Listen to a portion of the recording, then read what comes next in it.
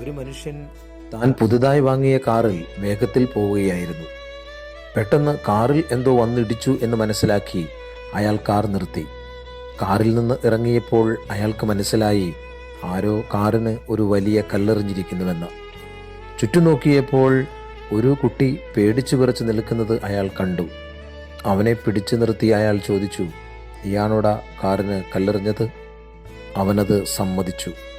അവനെ തല്ലാൻ കൈയോങ്ങിയ അയാളുടെ കാലിൽ വീണ് അവൻ പറഞ്ഞു, "സർ, കല്ലെറിഞ്ഞത് ഞാനാണ്. എനിക്ക് ഇതല്ലാതെ മറ്റു മാർഗമില്ലായിരുന്നു സർ." അവൻ കുറച്ചകലേക്ക് കൈ ചൂണ്ടിയിട്ട് പറഞ്ഞു, "അതെൻ്റെ അനുജനാണ്. അവൻ വീൽ ചെയറിനൊപ്പം മറിഞ്ഞു വീണു. ഒറ്റയ്ക്ക് എനിക്കവനെ പിടിച്ചുയർത്താൻ സാധിക്കുന്നില്ല.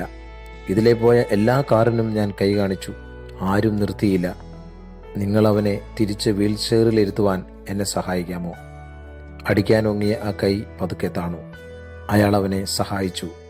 "നന്ദി, ദൈവം നിങ്ങളെ അനുഗ്രഹിക്കട്ടെ" എന്ന് പറഞ്ഞുകൊണ്ട് ആ കുട്ടികൾ പോകുന്നത് അയാൾ നോക്കി നിന്നു. നമ്മുടെ യാത്ര വേഗത്തിലാകുമ്പോൾ ചുറ്റുമുള്ളവരെ ശ്രദ്ധിക്കാൻ നമുക്ക് സമയമില്ലാതെ വരുന്നു.